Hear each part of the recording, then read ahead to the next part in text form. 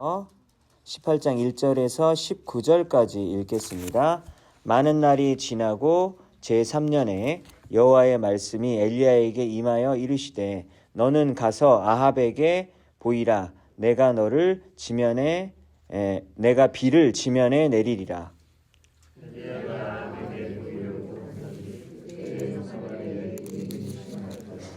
아합이 왕궁 맡은 자 오바댜를 불렀으니 이 오바댜는 여호와를 지극히 경외하는 자라.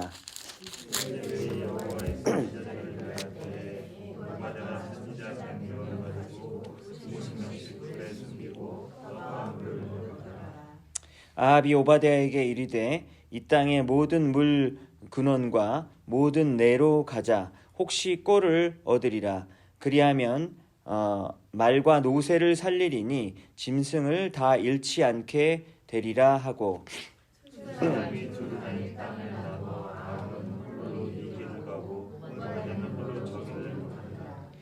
오바댜가 길에 있을 때 엘리야가 그를 만난지라. 그가 알아보고 엎드려 말하되 내 주 엘리야여 당신이니까. 그가 그에게 대답하되 가서 내 주에게 말하되 엘리야가 여기 있다. 이르되 내가 무슨 죄를 범하였기에 당신이 당신의 종을 아합의 손에 넘겨 죽이게 하려 하시나이까. 당신 하나님이여 이스라엘 살아계심을 두고 맹세하니 내 중에서 사람을 보며 당신을 찾지 아니한 소수는 나를 없애는데 그들이 말하기를 엘리야가 없다 하면 그 나라의 족속으로 당신을 보지 못하였다는 맹세를 하였거늘. 이제 당신의 말씀이 가서 내 주에게 말하기를 엘리야가 여기 있다 하라 하시나. 내가 당신을 따라간 후에 여호와의 영이 내가 알지 못한 곳으로 들어가시니 내가 가서 아합에게 말하였다가 그가 당신을 찾지 못하면 내가 죽이는 하리이다. 당신의 종은 어려서부터 여호와를 경외하는 자. 이세벨이 여호와의 선지자들을 죽일 때에 내가 여호와의 선지자 중에 100명을 50명씩 굴에 숨기고 떡과 물로 먹인 일이 내 주에게 들리지 아니하였나이까. 이제 당신의 말씀이 가서 내 주에게 말하기를 엘리야가 여기 있다 하시니 그리하면 그 나라를 죽이리라. 엘리야가 이르되 내가 섬기는 주 만군의 여호와께서 살아계심을 두고 맹세하노니 내가 오늘 아합에게 보이리라. 오바댜가 가서 아합을 만나 그에게 말하되 아합이 엘리야를 만나러 왔다가 엘리야를 볼 때에 아합이 그에게 이르되 이스라엘을 괴롭게 하는 자여 너냐. 그가 대답하되 내가 이스라엘을 괴롭게 하는 자라. 다시와 당신의 아버지를 괴롭게 하였으니 이는 여호와의 명령을 버렸고 당신이 바알을 따랐습니다. 그런즉 사람을 보내 온 이스라엘과 이세벨의 상에서 먹는 바알의 선지자 450명과 아세라의 선지자 400명을 갈멜산으로 모아 내게로 나아오게 하소서. 아멘. 네, 지난주에 이어서 계속해서 열왕기상을 보고 있습니다. 네, 여러분 이 열왕기상에 보면은 나라가 둘로 쪼개졌다는 얘기를 여러 번 말씀드렸죠. 그래서 사울왕, 다윗왕, 솔로몬왕 다음에 북이스라엘과 남쪽 유다로 나뉘어져 있는데 오늘 본문은 북이스라엘에 해당되는 이야기죠. 북이스라엘에서 7번째 왕이었던 아합 왕 때 일어난 일입니다. 근데 북이스라엘의 수도는 어디라고 했죠? 지난주 주일 설교 때 요한복음에 나왔지 않았습니까? 사마리아죠. 북이스라엘의 수도는 사마리아. 그리고 남쪽 유다의 수도는 예루살렘. 그러니까 예루살렘에 성전이 있지 않습니까? 솔로몬 성전이 있죠. 그러다 보니까 남쪽 유다 사람들은 자부심이 있고 그리고 자기네 왕도 다윗 왕의 후손들, 그 아들들이 왕이었기 때문에 자부심이 더 있는 거예요. 우리가 정통 계보다. 근데 북이스라엘은 그 솔로몬의 아들이었던 르호보암이 남쪽 유다의 왕이 되고 그때 르호보암의 신하였었던 여로보암 왕 때부터 이렇게 시작이 되다 보니까 그러니까 정식 왕족이 아니라 신하였던 사람이 왕이 되고 오늘 본문에 나오는 아합 왕은 아버지가 오므리예요. 그래서 오므리 왕조라 그러는데, 그러니까 오므리부터 한 4명까지는 그 아들들이 했다가 또 왕조가 바뀌게 돼요. 다이너스티가 바뀌게 돼요. 바뀌게 됐다는 얘기는 무슨 말입니까? 또 신하가 구테타를 일으키고 이런 식으로 바뀌게 되니까 참 얘네 북이스라엘은 족보가 없다. 그리고 수도도 사마리아고 나중에 아시리아에게 멸망당하고, 그러니까 참 그렇게 남쪽 유다 사람들에게 무시를 당하는 그런 일들이 있었다는 거죠. 근데 오늘 본문을 보니까 북이스라엘에 대한 이야기예요. 그리고 북이스라엘에 하나님이 선지자를 보내주셨습니까? 안 보내주셨습니까? 보내주셨죠. 그 유명한 선지자 엘리야 선지자를 보내주셨죠. 엘리야 선지자는 여러분, 예수님이 그 변화산에서, 그러니까 예수님의 모습이 변했잖아요. 그러니까 우리의 인간의 모습으로 참 연약한 모습으로 오셨는데 변화산에 올라가서는 막 영광스러운 모습으로 변한 거예요. 근데 그때 모세가 있고 또 누가 왔나요? 그 자리에 엘리야가 왔잖아요. 그러니까 율법과 선지자, 이렇게 얘기하면 율법의 대표 모세, 선지자의 대표 엘리야라고 할 수 있는 그 엘리야 선지자가 등장한단 말이죠. 그러면 어찌 보면 이건 당연히 1등, 2등 이런 걸 나눌 수는 없겠지만 구약 성경을 대표하는 두 인물, 그러면 모세와 엘리야로 이렇게 그냥 볼 수도 있는 거예요, 그냥. 그런데 그 엘리야 선지자가 여러분 북이스라엘 쪽 선지자입니까? 남유다의 선지자입니까? 북이스라엘 선지자니까 하나님이 북이스라엘을 결코 버리지 않았다라는 걸 알 수 있어요. 그러니까 남쪽 유다 사람들은 자부심이 있을지는 몰라도 하나님은 북이스라엘을 사랑한다라는 것이죠. 그래서 북이스라엘의 최악의 왕이 들어섰는데 그 왕은 오므리의 아들인 아합 왕입니다. 그래서 그가 어떤 사람인지 한 문장으로 열왕기상 16장 30절에서 이렇게 이야기해요. 오므리의 아들 아합은 그 이전에 있던 왕들보다 더 심하게 주님께서 보시기에 악한 일을 하였다. 이렇게 나와 있습니다. 그러니까 이 악한 왕인데도 정말 최악질인 거예요. 그럼 구체적으로 어떤 일을 했길래 이렇게 악한 왕으로 일컬어졌느냐? 북이스라엘의 수도였던 사마리아에 바알 신전과 그리고 아세라 목상을 세웠다. 이런 이야기가 나오게 됩니다. 그래서 여러분 바알과 아세라는 많이 들어보셨을 거예요. 그래서 이제 그 당시에 이제 이방신이죠. 그러니까 이스라엘의 신이 아니라 이방신들인데 계보가 이렇게 돼요. 엘이라는 그 스프림 가드가 있었습니다. 그러니까 가장 뛰어난 그 신이 엘. 그러니까 그리스 신화로 따지면 제우스? 그러니까 엘이 제일 센 신인데요. 그 센 신의 엘 신의 와이프가 아세라인 거예요. 그래서 아세라가 애를 참 많이 낳았어요. 그래서 많이 낳았는데 70명을 낳았습니다. 그러니까 지금 이게 신화적인 얘기를 하고 있는 거죠. 그러니까 70명의 자식이 태어났는데 그 아들, 그 70명의 자녀 중에 한 명이 바알인 거예요. 자, 그럼 바알과 아세라의 관계 아시겠나요? 바알의 엄마가 아세라. 이런 문헌의 기록이 있습니다. 근데 이 아합 왕이 바알과 아세라 신을 어디에서 섬기냐면 지금 하나님께서 약속의 땅으로 주신 가나안 땅에서 버젓이 이렇게 이방신을 숭배하고 있는 거죠. 왜 그렇게 됐을까요? 아합 왕이 결혼을 아주 좀 악한 여자와 결혼했습니다. 그 악한 여자의 이름은 이세벨, 영어로는 제세벨인데 이세벨이랑 결혼을 했어요. 근데 이세벨의 출신이 어디냐면 그 바닷가 쪽 페니키아 쪽입니다. 표문자 만든 페니키아 출신인 거예요. 근데 페니키아 지역에서 왕성하게 그 섬기고 있는 신이 누구냐면 아세라인 거예요.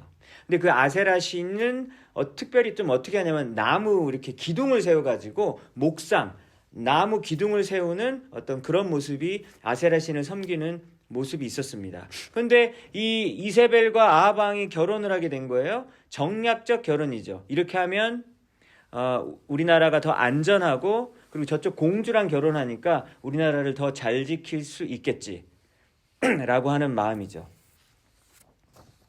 근데 사실 결혼할 때 그런 마음 가질 수 있지 않나요? 이 사람이랑 결혼하면 이 사람이 혹시 돈을 잘 벌면 내가 좀 더 안정적일 것 같고, 이 사람이 성격이 되게 부드러우면 내 성격을 맞춰줄 수 있을 것 같고, 다들 그런 기대를 하고 결혼하잖아요. 그렇죠? 그런데 여기서 신앙을 보지 않게 되었을 때 이렇게 힘든 일이 벌어지게 되는 것이고, 이세벨은 그 아세라 신을 열렬히 막 섬기는 그런 사람이에요. 그러니까 아합 왕도 이 와이프의 영향을 강력하게 받아서 이제는 종교를 바꾸려고 그럽니다. 이 가나안 땅에 들어와 가지고 여호와 신을 하나님을 섬겨야 되는데 그렇지 않고 이제 바알과 아세라가 막 들어오는 것이죠. 그래서 어떤 왕이 좋은 왕일까? 우리 일반적으로 상식적으로 생각해 보면 나라의 경제를 발전시키고 국방을 튼튼하게 하고 백성들이 억울함을 당하지 않도록 사법제도가 좀 갖춰져 있고, 그리고 어려운 처지에 놓여 있는 사람들에게 최소한의 안전장치가 갖춰져 있는 그런 최소한의 복지 시스템을 만들 수 있는 그런 왕이라면 좋은 왕이고 좋은 정치 지도자이겠죠. 상식적인 선에서. 그런 여러 가지 기준들이 있을 겁니다. 그런데 성경에서 말하는 하나님이 보시는 좋은 왕의 기준은 하나 다른 게 있겠죠. 어떤 것이 추가가 될까요? 모든 백성들이 여호와 하나님을 더 잘 따르게 할 수 있는 그런 왕이어야 하겠죠. 근데 지금 아합 왕은 앞에 것들은 사실 그래도 자기 나름 방법대로 하는 왕이거든요. 그런데 하나님은 완전히 멀리하고 있습니다. 근데 이런 경우도 있을 것 같아요. 왕이 하나님을 잘 믿는 가치는 되게 강조하는데, 방금 얘기했던 경제, 국방, 사법, 복지, 여러분 이런 것들은 되게 못해가지고 부패하고 무능한 이런 부분이 있어요. 여러분 이러면 하나님이 기뻐하실까요? 이 부분도 기뻐하지 않는 거죠. 그러니까 자기가 분명히 기독교이고 예수님을 잘 믿고 하나님을 잘 믿는 거를 표방하는데 실질적으로 정치가로서 해야 될 일을 하지 못한다면 그것도 하나님이 기뻐하는 일이 아니다 라고 하는 것이죠. 예를 들면 여러분 보육원 있잖아요. 그러니까 부모님이 어떻게 해서 못 키우는 그런 아이들이 가는 곳이 보육원이잖아요. 근데 보육원 중에 기독교 보육원 많아요. 그러니까 그 원장님이 목사인 경우도 있고 아니면 장로인 경우도 있고 아니면 기독교인이라고 얘기하면서 보육원 스케줄에 예배와 기도 등을 의무로 이렇게 넣습니다. 그런데 만약에 그 보육원에서 식사가 너무 부실한 거예요. 그래서 아이들이 영양이 늘 부족하고, 그리고 아이들이 말 안 들을 때마다 막 폭력을 행사하고, 정부 보조금이 있는데 그거를 개인이 착복하는 경우가 많거든요. 그런 경우가 있는데, 근데 그렇다고 해가지고 기독교라는 것을 하고 있고 우리 예배도 드려요, 기도도 드려요. 여러분 그게 무슨 소용인가요? 그렇지 않겠죠. 오히려 하나님의 이름에 먹칠하는 경우라고 할 수 있겠습니다. 아합 왕은 어떤 왕이었습니까? 5절에 보면요, 북이스라엘의 아합 왕이 오바댜와 함께 가뭄을 해결하려고 물줄기를 찾으러 돌아다니잖아요. 샘이 어디 있나 너랑 나랑 같이 찾으러 돌아다니자. 그러면 여러분 이런 모습 보면요, 민생에 아예 관심이 없는 왕은 아니죠. 그렇죠? 왜냐면 자기도 나 몰라라 할 수 있는데 가뭄이 지금 몇 년째, 지금 3년째 들다 보니까 지금 사람들도 굶어 죽어가고 있고, 사르밧 여인처럼 굶어 죽어가고 있고, 가축들도 죽어가고 있는데 그래도 물을 찾으러 돌아다니니까 민생에 아예 관심 없는 사람은 아니에요. 국방에도 신경을 쓴 사람이에요. 그 전쟁이 일어났을 때는 마음이 너무 이렇게 안타까우니까, 그리고 자기가 궁지에 몰리니까 하나님 그땐 찾거든요. 또 하나님이 도와줘요. 그래서 또 전쟁이 이깁니다. 여러분 그렇다면 최소한 국방 이런 거는 신경을 쓴 왕이라는 것을 알 수 있겠죠. 그러니까 아합 왕이 싸그리 다 나쁜 왕은 아닌 거예요.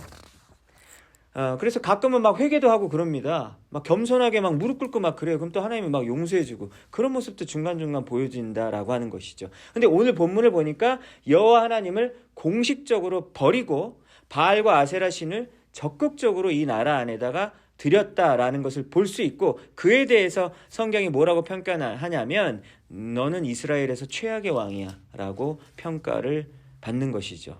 여러분 그래서 방금 그 얘기를 보면요, 세상적인 기준으로서 또 정치가로서 마땅히 해야 될 일들을 아예 안 하는 왕은 아니었는데, 그러면 세상적인 기준으로는 그래도 한 중간은 갈 수 있는 왕이라고 볼 수도 있겠죠. 그런데 하나님이 평가하실 때는 최악의 왕이 되어지는 것이죠. 여러분 그렇다면 누구의 평가가 정말 진정한 평가일까요? 하나님께서 바라보시는 그 평가가 가장 중요한 평가 아니겠습니까? 우리의 삶도 그렇죠. 여러분들이 직장 일을 굉장히 잘하시고, 그리고 마땅히 여러분들에게 맡겨진 일을 잘하는 거, 여러분 그거는 하나님의 영광을 위해서 너무 중요한 일 맞아요. 그거 맞는데 그것 플러스 하나님이 또 뭘 요구하시죠? 예배하고 기도하고 말씀으로 갖추고 준비하라 라는 말씀을 하시잖아요. 근데 그건 세상에서 요구하지 않아요. 근데 하나님은 그걸 요구하시는 거죠. 왜냐하면 그렇게 갖추어진 자만이 세상에서 빛과 소금의 역할을 감당할 수 있기 때문입니다. 그러니까 제가 아까도 보육원 얘기를 했듯이 양쪽 중에서 어떤 것도 버려서는 안 되는 것이죠. 그렇죠? 하나님의 사람이라면 마땅히 자신이 직업적으로 해야 될 일, 그리고 부름받아 해야 될 일을 감당하면서 또 하나님께서 또 특별히 요구하시는 그 특별 계시의 영역도 우리가 감당해야 된다라는 사실, 준비해야 된다라는 사실 우리가 기억했으면 좋겠습니다.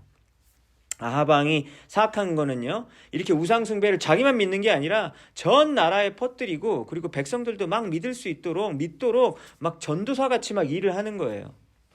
그래서 그런데 또 이렇게 어려운 상황을 아주 이게 그 절벽에서 떨어지는 것 같은 그런 위급한 상황을 만나게 되면 하나님을 간절히 찾을 때도 있었던 거예요. 필요할 때만 하나님을 이용하는 기회주의적인 신앙이라고 할 수 있겠죠. 그래서 만약에 저 같으면, 제가 만약에 하나님이라면 아합이 그런 식으로 뜨문뜨문 회개를 한다면 절대 용서를 안 해줄 것 같아요. 근데 하나님은 놀랍죠? 아합 왕이 회개할 때 그거를 받아줍니다. 보라! 아합이 지금 회개하지 않니? 이러는 거예요. 그러니까 여러분, 우리가 생각했을 때 하나님은 참 사랑이 많으시고 자비가 많으시고 이 정도 생각한다면 그것보다 훨씬 더 크다라는 것을 알 수 있죠. 하나님의 그 무궁하신 자비하심과 사랑하심은 우리가 생각하는 수준보다 훨씬 더 큰 거예요. 그래서 우리가 보기에는 너무 부당해 보일 정도로 그렇다라고 하는 것이죠. 여러분, 근데 인간이 이렇게 아합 왕처럼, 또 우리도 때로는 아합 왕처럼 이렇게 야비하게 기회주의적으로 하나님을 이용할지라도 하나님은 어떻습니까? 늘 신실하심으로 우리를 대해 주시죠. 여러분, 오늘 본문에서 아합의 만행을 구체적으로 이야기합니다. 4절에 보니까 하나님의 말씀을 전하는 예언자들을 아합 왕이 죽였다라는 걸 알 수 있어요. 많이 죽였나 봐요. 그래서 선지자들이 이렇게 속절없이 죽어가고 있을 때 그때 아합의 궁전을 책임지고 있었던 신하가 한 명 있었습니다. 그 신하의 이름은 오바댜인 것이죠. 이 오바댜가 있었는데, 그러니까 아합 정권에서 높은 관직을 차지하고 있는 사람입니다. 근데 이 오바댜가 자신이 가지고 있는 돈과 권력과 지혜를 총동원해서 여호와의 선지자들 100명을 몰래 이렇게 대피를 시켜줘요. 그래서 50명씩 동굴에다가 나눠가지고 이렇게 피신을 시켜줘서 목숨을 건져줬던 겁니다. 그러면 끝나나요? 계속 배고플 거 아니에요, 동굴에서. 그러니까 먹을 것을 갖다 주고 마실 물을 그들에게 공급했습니다. 근데 여러분, 지금 가뭄이 3년째예요.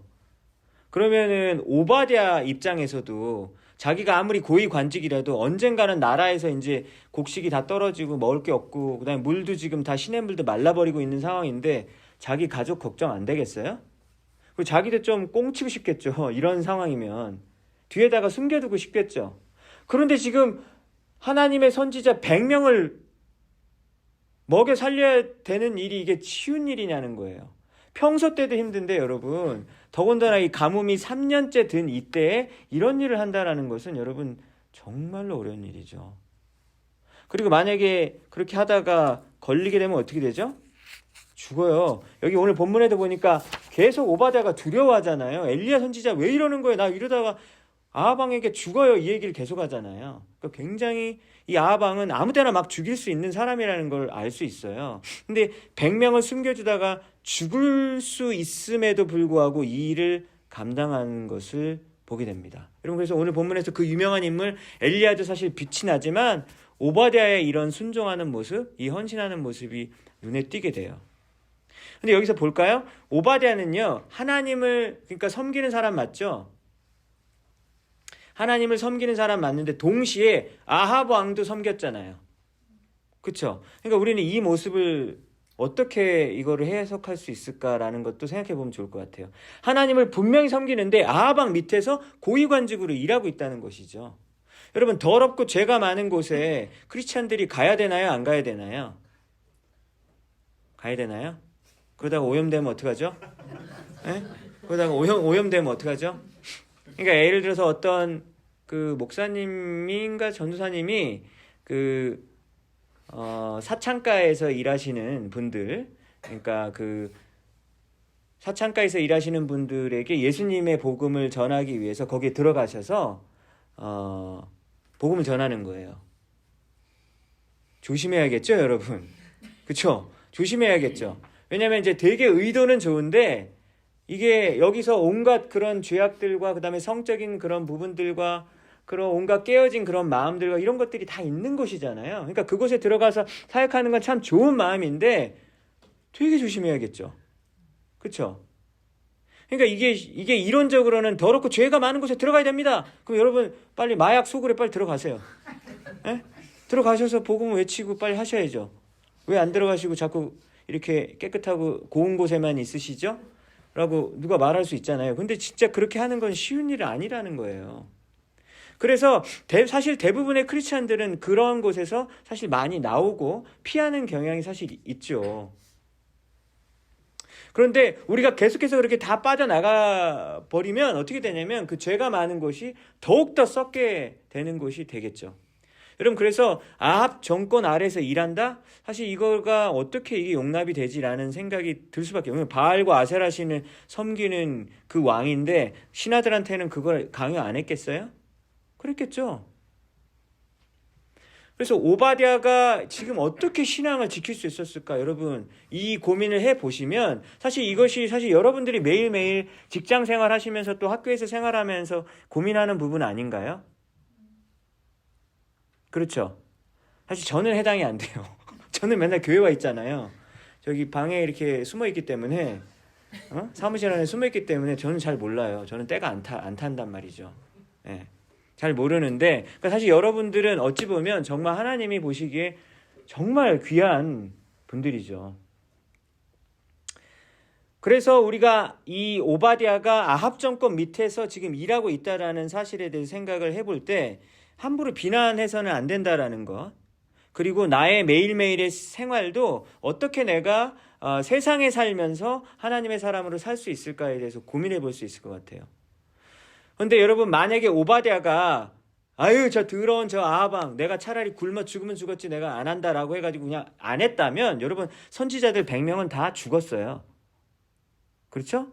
선지자 100명은 다 죽었을 것이고 북이스라엘은 더 암흑의 장소로 변하게 되었을 것입니다. 그렇기 때문에 여러분, 우리는 예수님께서 부르실 때 어디로 부르셨죠? 세상의 빛과 소금의 역할을 감당하라. 빛을 비출 때는 높은 데 올라가가지고 빛을 비추라 그랬죠? 여기 밑에, 여기 이 구석진데 여기 침대 밑에 가가지고 여러분 빛을 비추면 다 어두워요, 여러분. 무슨 말입니까? 교회 안에서만 자꾸 빛을 비추지 마세요. 교회 안에서만 자꾸 소금의 역할을 하면 안 되는 거죠. 우리는 교회의 소금과 빛으로 부름받지 않았고 어디로 부름받았죠? 세상의 빛과 소금으로 부름받았습니다. 여러분, 그래서 오늘 오바댜의 모습을 보면서 하나님을 따르고 그리고 아합 밑에서도 일할 수 있는 여러분 그런 사람이었다라는 사실 우리가 꼭 기억해야 하겠습니다. 이게 어떻게 가능할까요? 그래서 이것이 바로 모이는 이유일 거라고 생각이 되어집니다. 여러분, 수요예배 왜 모이십니까? 주일 예배 모이고 수요 예배 또 모이잖아요. 왜냐면 일주일이 사실 길잖아요. 긴데 주중에 딱 한 건데 수요일 저녁에 여러분 딱 와서 여기서 막 기도하고 찬양하고 말씀 듣고 해야지 또 우리가 버티지 않겠습니까? 그런 마음으로 오시는 거죠? 아멘. 자, 그래서 그럴 거라고 믿어져요. 그러니까 우리가 교회에서 열심히 모여야 되는 이유가 무엇인가? 왜냐면 히브리서에 보면 뭐라고 나와 있습니까? 모이지 않는 그 어떤 자들의 습관을 따르지 말라 그랬잖아요. 그러니까 열심으로 모이라 그랬잖아요. 주일 예배, 수요 예배, 기도회, 성경 읽기 모임, 여러 가지 모임이 있는데 그 모임에 빠지지 않고 성실하게, 신실하게, 꾸준히 참여해야 되는 이유가 뭡니까? 여러분, 우리가 모이는 이유는 흩어지기 위해서죠. 우리가 모이기를 힘쓰는 이유는 세상에 흩어지기 위함이다 라는 사실 우리 기억합시다. 세상에 나가서 힘을 발휘하기 위해서는 모여서 여기서 배우고 힘을 쌓고 그리고 이곳 교회 공동체는 세상과는 다른 거룩한 공동체가 되어야 하겠죠.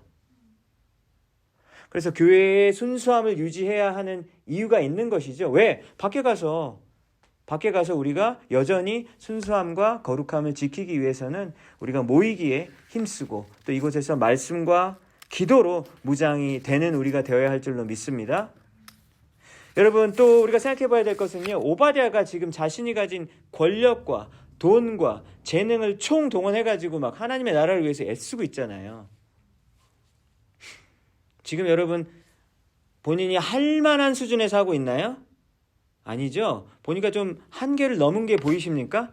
그러니까 오늘 폭발했잖아요, 엘리야한테. 뭘 또 시켜? 더 하라고 막 이러면서 막 폭발하잖아요. 그런데 여러분, 주님의 일은 내가 할 만하게만 하면 여러분, 그거는 정말 주님의 제자가 아니죠. 그래서 우리는 역사를 알고 있잖아요. 그 1세기 교회에서 로마 정권이 그 네로 황제를 비롯한 여러 그 황제들이 기독교인들을 핍박할 때 배고픈 사자들에게 먹잇감으로 던져주고, 그래서 막 갈기갈기 찢기고, 그리고 온몸에다가 연료를 이렇게 뿌려가지고 천천히 불로 태워가지고 죽이는 이런 상황 가운데서도 신앙을 지켜냈잖아요. 그러니까 그때는 어려운 시절이고 여긴 미국이잖아요. 그러니까 우리는 할 만한 것만 하겠습니다. 여러분, 그거는 성경을 아무리 봐도 그런 모습은 없는 것 같아요. 여러분, 그러니까 내가 할 만하게 믿는 어떤 그런 모습 성경에서 발견되어지나요? 아니잖아요. 그러니까 성경을 여러분 정직하게 보면 내가 할 만한 수준에서만 하는 것이 아니라 여러분 한계를 뛰어넘어요. 위험을 무릅써요. 바운더리를 뛰어넘어서 주님을 나는 섬기고 있는지 살펴보길 원합니다. 그래서 여러분 각자 상황이 다 다르시니까 어떻게 적용해야 될지 모르겠어요. 그런데 여러분들의 상황 가운데서 이 정도 해야지, 이 정도면 충분하다. 근데 주님이 또 물어보실 수 있잖아요. 더 하라고. 그럴 수 있잖아요. 그래서 나는 어디까지 내놓을 수 있는가, 이 부분에 대해서도 생각해보는 우리가 되었으면 좋겠습니다. 여러분, 아하방의 이런 엄청난 죄악들 때문에 막 선지자들 막 죽이고, 그리고 바알과 아세라를 섬기는 그 일 때문에 그 전장에 보면 하나님께서 극심한 가뭄을 내렸다고 얘기해요. 그게 바로 심판의 원인이었다라고 이야기합니다. 그래서 온 나라에 농사가 망하고 먹을 것도 없고 사람들이 굶어 죽어가고, 지금 사람들이 마실 물도 없다 보니까 가축들한테는 당연히 물을 안 주죠. 그러니까 가축들도 막 지금 죽어가고 있어요. 그러니까 그거를 막아보려고 아하방이 오바댜와 함께 전국적으로 물을 찾아 헤매고 다니는 상황인 겁니다. 5절을 보니까요, 아하방이 전국의 물줄기를 찾아다니고 샘과 시냇가를 찾아다닙니다. 근데 오바댜가 전국에 있는 물줄기를 찾으러 돌아다니다가 우연히 엘리야를 만나죠. 왜냐면 엘리야를 만날 마음은 전혀 없었거든요. 근데 1절을 보시면 하나님이 뭐라 그러냐면, 야 엘리야, 너 이제 아하방 만나, 이렇게 얘기하거든요. 근데 엘리야가 아하방을 만나는 방법은 누구를 통해서 만나게 되는 거죠? 오바댜를 중간에 매개로 만나게 되죠. 그러니까 엘리야가 아하방을 딴 하고 나타난 게 아니에요. 먼저 오바댜, 너 저기 아하방 나랑 이렇게 연결해줘, 이렇게 하면서 오바댜가 엘리야를 이렇게 물 찾으러 돌아다니다가 엘리야를 만나게 된 겁니다. 그래서 하나님께서 이렇게 오바댜를 중간에서 연결시키는 자로 쓰고 있다라는 사실을 우리는 알 수 있어요. 그러니까 오바댜가 지금 엘리야를 만나가지고 막 감격했어요. 그 유명한 엘리야 선지자, 그 막 기도하면 막 죽은 사람도 살아난다는 그 엘리야 선지자를 만나자 감격합니다. 그래서 그 자리에 엎드려가지고 엘리야에 대한 존경을 표하게 되죠. 그래서 엘리야는 오바댜에게 8절에서 이렇게 말하죠. 너는 가서 너의 주인에게 말하라. 주인이 누구죠? 오바댜의 주인이 누구죠? 아하방이죠. 아하방한테 가서 말해. 엘리야가 여기 있다고. 그래서 9절, 오바댜가 두려워하면서 말합니다. 제가 무슨 죄를 지었기에 저를 아합의 손에 넘기려서 날 죽이려고 합니까? 날 왜 죽이려고 해요? 이러는 거죠. 네가 말하고 싶으면 네가 가서 말해. 왜 나한테 말해달라고 그래? 엘리야의 말 중에 오바댜를 죽이겠다는 말이 없잖아요. 근데 지금 오바댜는 막 나 죽어요 막 이러는 거예요. 왜 그러냐면 아합 왕은 이미 엘리야를 찾기 위해서 전국적으로 수배를 했고, 만약에 사람들이 이제 막 못 찾아고 오면 너 진짜 엘리야를 못 봤다라고 내 앞에서 맹세해. 이렇게 맹세까지 막 하게 했어요. 그러니까 맹세 잘못해가지고 나중에 발견했는데 거짓말로 발견 못했다 이런 거 되면 막 바로 죽여버리려고 이렇게 맹세까지 시키는 쌀벌한 상황이었습니다. 12절을 보니까 오바댜가 이제 보호한 후에 행여 엘리야가 보고를 한 다음에 행여 엘리야가 사라지기라도 한다면, 왜냐면 엘리야는 종잡을 수 없는 사람이잖아요. 하나님의 영이 이끌었다 그러고 막 갑자기 툭 나타나고 저쪽에 가고 막 이러니까 당신 또 그렇게 하면 저는 분명히 여기 있다고 했는데 여기 없을 거잖아요. 그러면 저는 죽는 겁니다. 저는 거짓 보고한 자가 돼서 죽는 거예요. 라고 그 말을 지금 계속해서 막 하소연을 하고 있는 거예요. 그래서 13절에 오바댜가 하소연하면서 이런 말을 하죠. 이세벨이 주님의 예언자들을 학살할 때, 아합의 와이프죠. 학살하려고 할 때 제가 한 일 못 들었어요? 엘리야 선지자님 못 들었습니까? 저는 이미 하나님의 일을 위해서 목숨을 걸고 오랫동안 100명을 먹여 살리면서 진짜 지금 다리가 찢어질 지경이에요. 너무 힘들어요. 근데 여기다가 추가로 더 하라고 하는 겁니까? 라고 지금 오바댜가 이렇게 말하고 있는 것입니다. 여러분, 이미 목숨을 걸고 충성을 다하고 있는 오바댜에게 추가적으로 또 다른 미션을 이렇게 주고 있는 상황인데요.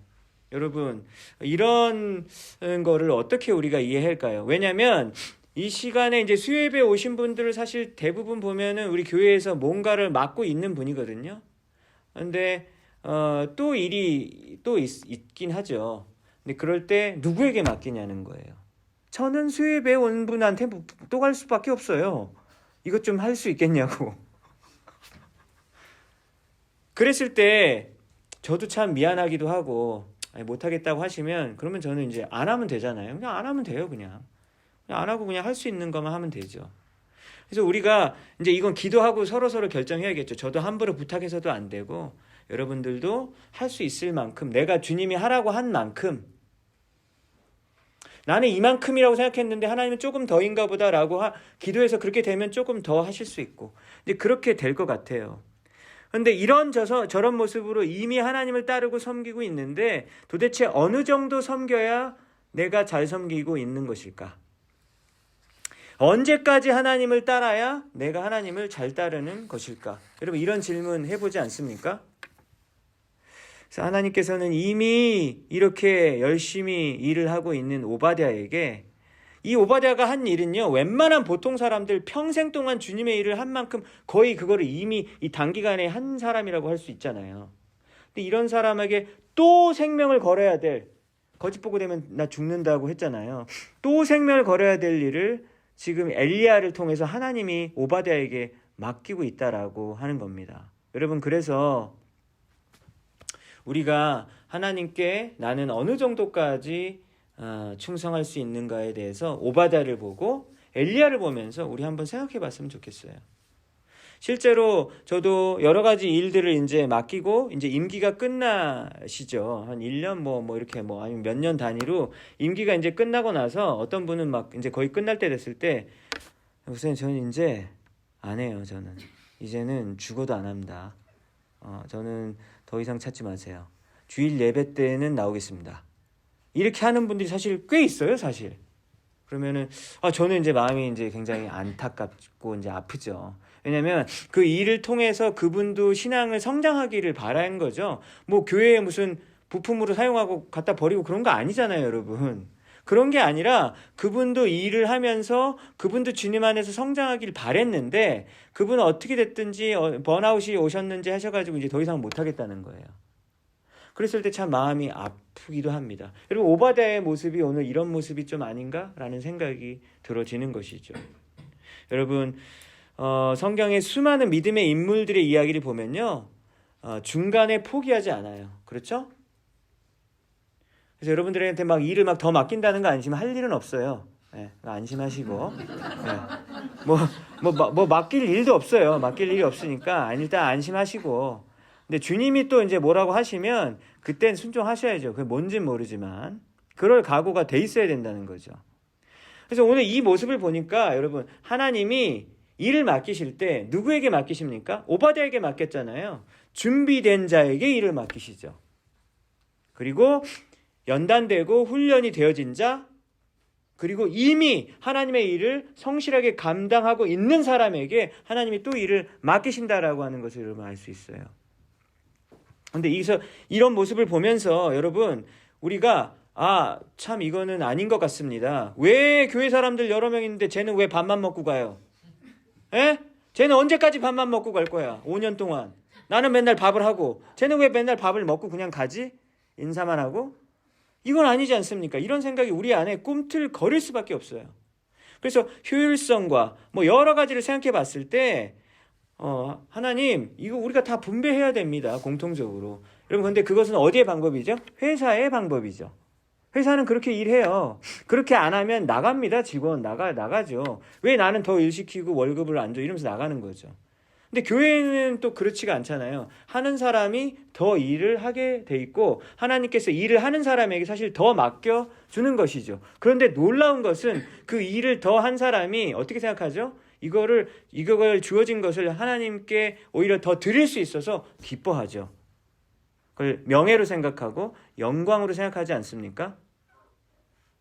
그렇죠? 하나님, 제가 무엇이 관데 주님의 이 거룩한 일 그리고 이 교회 일을 하나님 저에게 맡겨주십니까? 그걸 명예로 생각하고 영광이라고 생각하는 것이죠. 왜냐하면 하나님의 일은 아무나 감당하는 게 아니라 주님께서 맡겨주신 그 사람만 일을 감당할 수 있기 때문에 그것이 나에게 하나님 자랑스럽습니다. 그리고 어차피 내가 썩어지면 무덤에서 썩어질 몸, 하나님 제가 제 몸을 통해서 하나님께 영광 돌리기 원합니다 라고 생각하는 사람들이 여러분 오바댜와 같은 사람이겠죠. 여러분 그래서 더 연단되고 더 훈련되어야 돼요. 그래서 사실 우리 교회가 시간이 지나면 지날수록 여러분 더욱더 주님의 일을 감당할 수 있는 일꾼들이 나오는 교회가 되어야겠죠. 근데 저는 그렇게 하고 싶진 않아요. 사실 인간적으로 서로 얼굴 붉히면서 그렇게 하고 싶지 않아요. 그냥 예배 드리고 집에 가고 그냥 그러고 싶어요. 근데 그렇게 해서는 안 될 것 같다라는 생각이 계속 든다라고 하는 거죠. 당장 청년부 같은 경우도 다음 학기가 되면 지금 현재 리더의 한 3분의 1은 다 빠져나가거든요. 그럼 그 다음에 목장은 누가 인도할 것이고 그 다음에 청년부 일은 누가 감당할 것이냐라는 고민이 들어요. 당장 몇 달 후의 일인데. 근데 할 사람은 지금 보여지지가 않아요. 근데 그건 작년도 그렇고 유스도 그렇고 교사도 그렇고 늘 그렇잖아요, 여러분. 근데 이렇게 일이 있을 때 하나님의 일이 이 부분이 부족한 것이 있다고 분명히 보여지는데 나는 하는데 내가 왜 또 해야 돼? 여러분 이런 자세로 만약에 다 일관한다면 여러분 하나님의 일은 되어질 수 없다고 하는 거죠. 여러분 누군가의 눈물이 있고 누군가의 희생이 있을 때 주님의 일은 되어질 줄로 믿습니다. 그래서 여러분 오늘 이 말씀을 보면서 하나님 저를 오바댜와 같은 사람이 되게 해주세요. 하나님 저를 엘리야와 같은 사람이 되게 엘리야는 좀 이따 850명이랑 싸워야 되잖아요. 예? 죽는 길로 가는 거예요. 예. 하나님 저를 오바댜와 엘리야와 같은 그런 사람 되고 싶어요. 하나님 여러분 그렇게 연단되고 훈련되시는 여러분 되기 바랍니다. 근데 연단과 훈련 중에서 제일 힘든 게 뭐냐면 그 대인관계인 것 같아요. 사실 교회 일은 그렇게 힘들진 않아요. 그러니까 뭐 하라 그러고 교회 의자가 망가졌으니까 망치로 의자를 망치하는 게 그렇게 어렵나요? 그것보다 더 어려운 건 뭐냐면 같이 망치하러 온 사람과의 관계가 어렵다는 거죠. 너 그렇게 하지 말고 이렇게 하라고 이래요. 옆에서 내 건 내가 할 수 있게 그냥 가만 냅두면 안 될까? 근데 옆에 자꾸 참견하는 사람이 있죠. 나와 의견이 다른 사람이 교회를 하다 보면 분명히 있다라고 하는 겁니다. 여러분 근데 그게 진짜 훈련이죠. 여러분 그렇기 때문에 교회를 떠나면 안 되는 거예요. 교회의 공동체를 떠나지 않아야 되는 이유는 나를 연단시켜줄 사람, 내 성격을 테스트할 사람, 나의 인내의 한계를 테스트할 사람이 교회 안에 있기 때문에 떠나면 안 되는 거예요. 왜냐하면 그것은 평소에 드러나지 않죠. 이게 이만큼 차 올랐을 때 그때 드러나잖아요. 나의 못된 성품은. 그죠? 가족들은 알고 있고. 그죠? 여러분 그래서 교회에서 이런 부분이 반드시 훈련이 되어지고 나서 인격적으로 잘 다듬어지고 그리고 인내할 줄 알고 그리고 내가 이렇게 열심히 일했는데 아무도 안 알아주고 나만 일하는 것 같고 여러분 그랬을 때 정말 그것이 바로 연단과 훈련이 되어 진정한 주님의 일꾼이 될 줄로 믿습니다. 그래서 주님의 일을 할 때 기쁨으로 한다? 내가 자원해서 한다? 항상 그런가요? 아니요. 그렇지 않아요. 때로는 정말 너무너무 하기 싫어요. 그럴 때에도 우리가 날마다 내가 져야 될 십자가를 진다라는 마음으로 갈 때 여러분 그런 사람 때문에 교회가 세워지죠. 그런 사람으로 인하여 영혼들이 세워질 줄로 믿습니다. 그래서 여러분 오늘 이 본문을 보면서 나는 진짜 오바댜 같이는 안 할래. 참 번아웃이다. 이거는 참 미련하네. 이렇게 결론을 내리신 것이 아니라 하나님 나도 오바댜처럼 엘리야처럼 주의 나라와 주의 의를 위하여 나의 십자가를 지고 가길 원합니다. 왜? 주님의 은혜가 너무 크기 때문에. 나의 권한보다 훨씬 커요. 뭐가 더 크죠? 주님의 은혜와 긍휼이 더 크죠. 그러니까 하는 거죠. 시편 126편 5절에서 6절을 보니까 눈물을 흘리며 씨를 뿌리는 자는 기쁨으로 거두리로다. 기쁨이 먼저 나오지 않아요, 여러분. 뭐가 먼저 나오죠? 눈물이 먼저 나오고 씨를 뿌릴 때 기쁨으로 거둘 일이 있겠죠. 울며 씨를 뿌리러 나가는 자는 반드시 기쁨으로 그 곡식단을 가지고 돌아오리다. 여러분, 울며 씨 뿌리는 여러분들 되시기 바랍니다.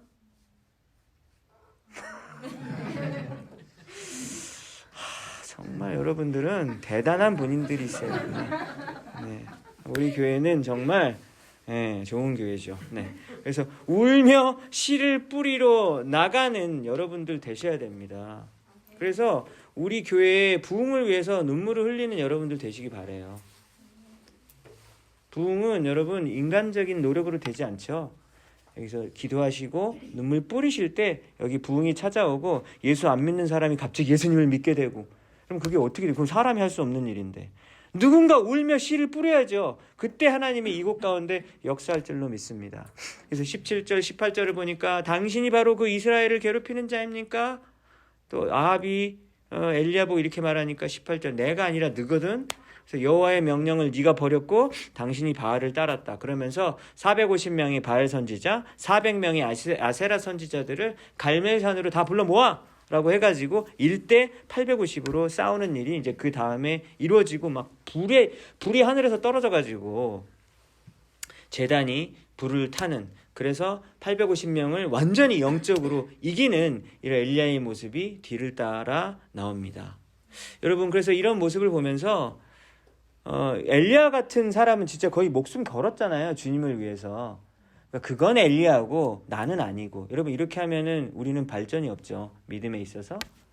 그러니까 우리도 엘리야와 같은 섬김을, 하나님께 충성을 어떻게 하면 할 수 있을까? 여러분 고민해 보신 여러분들 되시기 바래요. 지금 막 하나님 믿는 것 때문에 나 지금 죽을 것 같아요. 손 들어 보세요. 아무도 없잖아요. 보세요. 네, 여러분 일 시키는 거 아닙니다. 주님께 기도하시고 우리가 주님께 충성하는 우리 모두가 되었으면 좋겠어요. 근데 각자의 모습과 각자의 상황이 다 다르기 때문에 각자 주님께 충성하는 모습이 다 다를 거거든요. 근데 그때 포기하려고 할 때 포기하지 말고, 하나님 제가 제 십자가 지고 가고 싶어요. 하나님 힘 주시고 능력 주세요. 그렇게 하나님 앞에서 믿음으로 용기와 기백을 갖춘 하나님의 용사 모두가 되시기를 주님의 이름으로 축복합니다.